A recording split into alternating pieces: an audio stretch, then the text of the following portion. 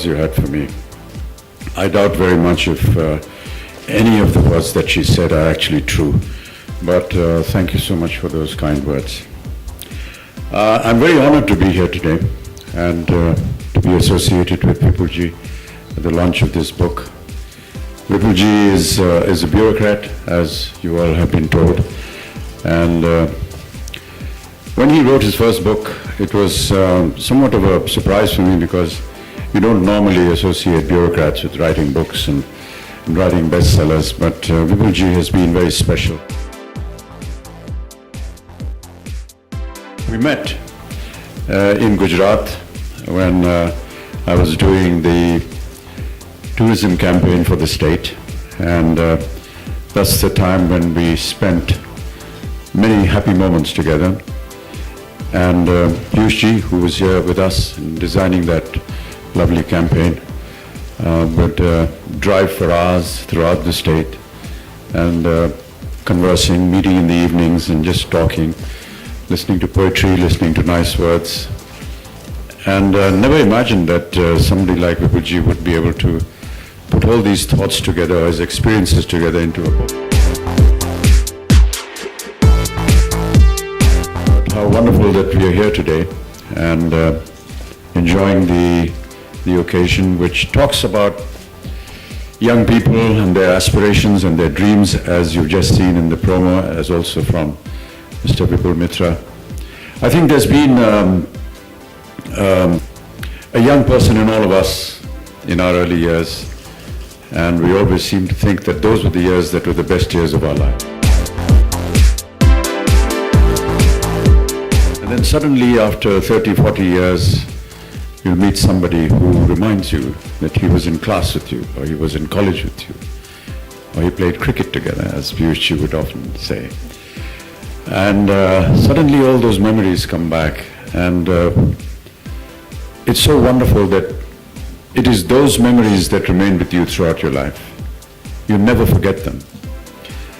I may forget what I did yesterday, but I will not forget what happened to me in college, what happened to me in school, which particular teacher, which restaurant we went to, which girlfriends we had, and what our parents thought about it.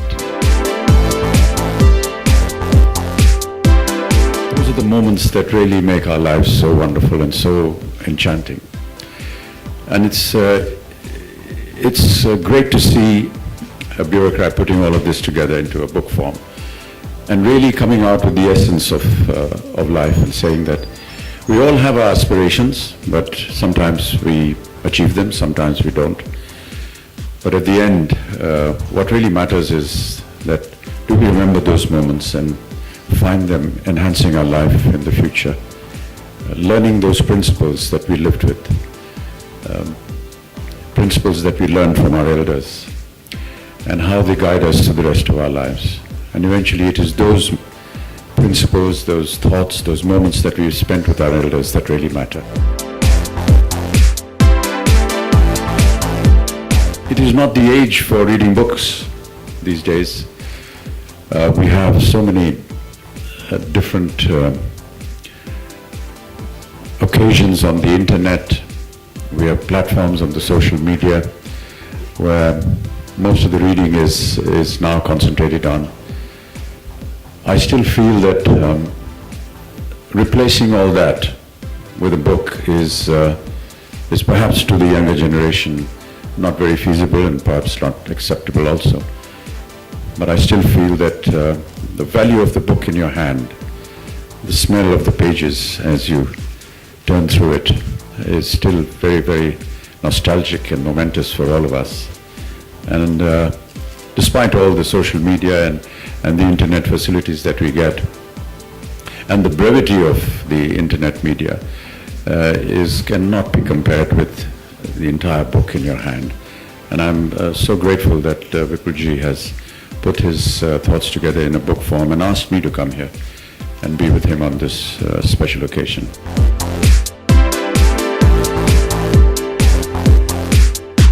I think it's fiction is a mode of writing in which you can say a lot of things without actually meaning to say those things, you know.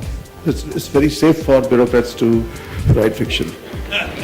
And we can still say a lot of things. If you read my first book, Pyramid of Virgin Dreams, it says a lot of such stuff which you're mentioning. It does it.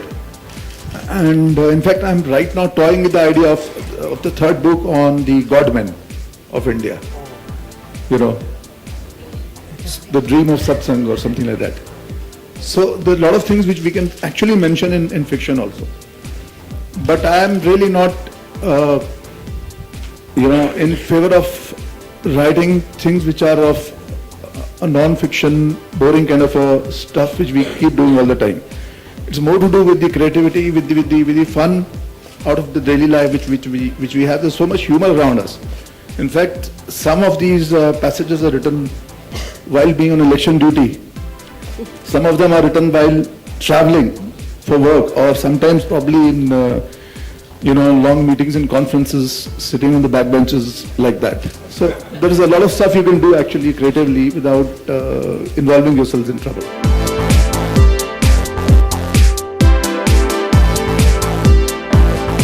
I do not have the capacity to write a book. I'm having a tough time being an actor. So to start another profession, another vocation would be very difficult for me. I've always kept away from that. There's a group of people in Switzerland who have decided to reinvent, in a way, many works of Charlie Chaplin that the world has not seen. And perhaps they were unknown to the rest of them, not just the movie world, but also to the audience in general.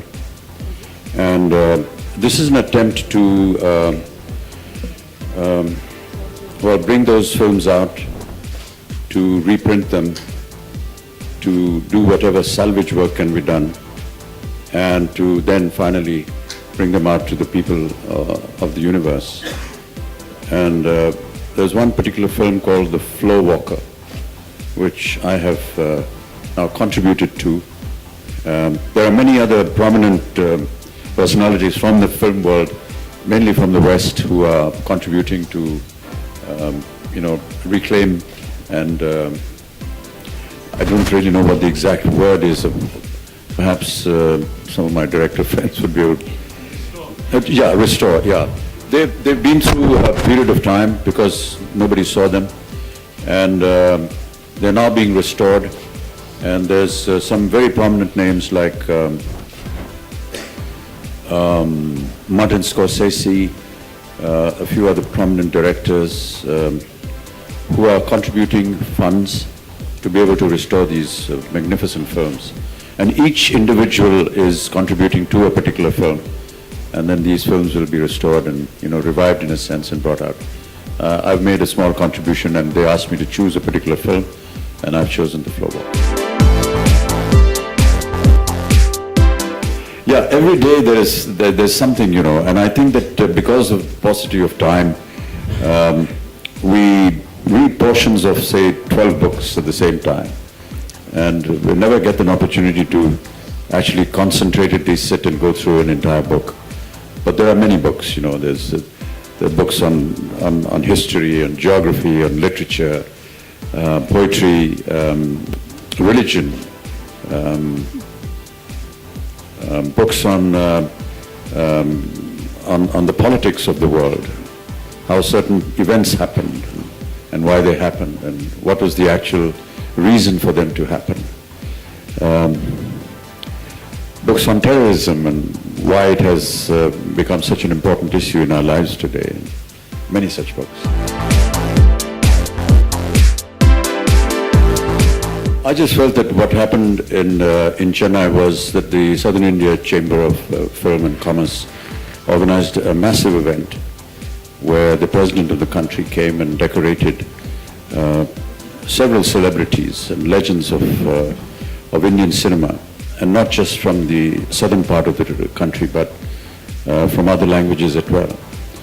And it was, I thought, a very apt and a wonderful moment to not just decorate the people that are associated with, say, Tamil films or Kannada films or Malayalam and Telugu films. But there were celebrities and legends from, the Marathi cinema, from Hindi cinema, from Bengali cinema, Gujarati, Punjabi, Bhojpuri, Assamese, Oriya. And I thought that that was a fantastic gesture to show that, of course, that we're all an integrated unit. And it's something that I've always believed in. I believe that cinema is perhaps one of the very, very few institutions left that actually brings people together in this fast disintegrating world.